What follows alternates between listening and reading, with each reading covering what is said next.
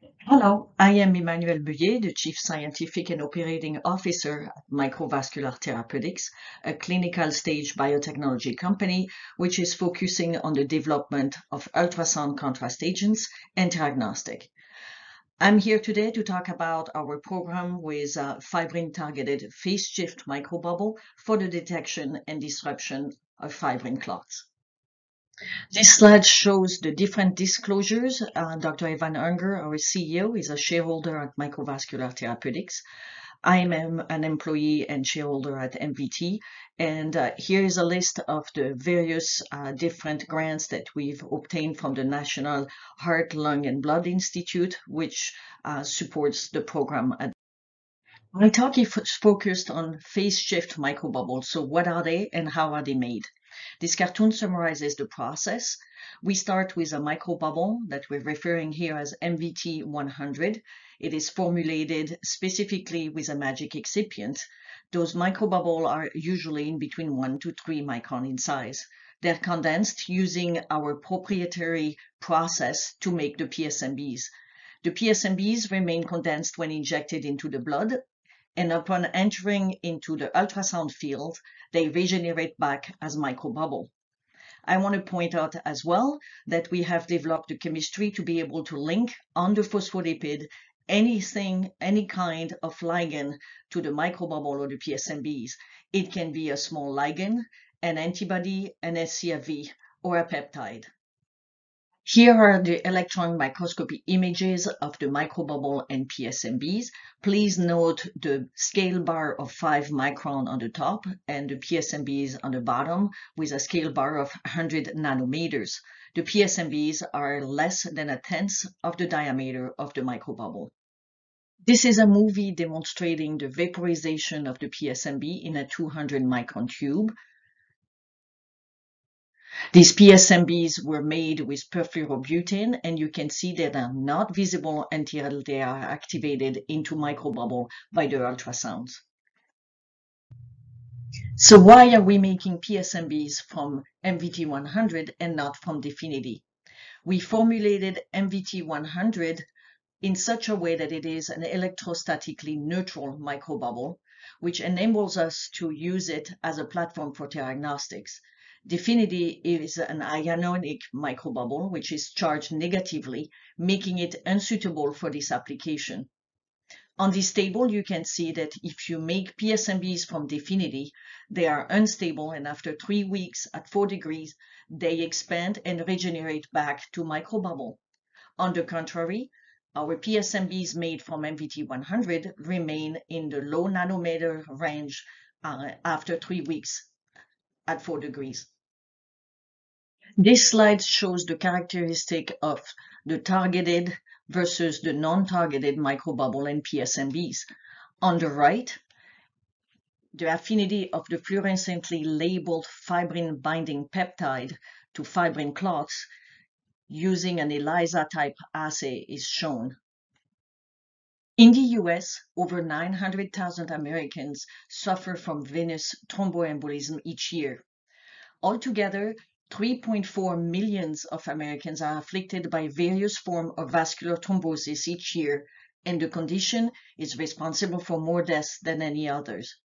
Back in 2019, Microvascular Therapeutics provided microbubbles to Dr. Wilson Matias at the Heart Institute in Sao Paulo, Brazil, to perform a study of sonothrombolysis with angioplasty in patients with acute heart attacks.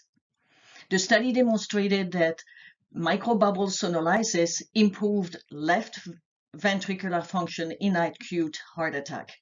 The cartoon on the right depicts a vascular blockage caused by thrombus. Since PSMBs are smaller than microbubble, we and others have hypothesized that they will better permeate the clots. We and others have now demonstrated that PSMBs outperform microbubble for sonolysis. In collaboration with the University of Pittsburgh and Dr. Pacella's group, we recently demonstrated that fibrin-targeted PSMBs bind better to fibrin clot than untargeted PSMBs, and the same was true for the fibrin-targeted microbubble versus the naked microbubble. This is shown here using an in vitro flow loop binding assay. The microbubble and the PSMBs were fluorescently labeled with a dye which allow for the detection of the bound microbubble or PSMBs. We went on to test our PSMBs or targeted PSMBs in a rat hind limb model of microvascular obstruction. The results of these studies are shown on these slides.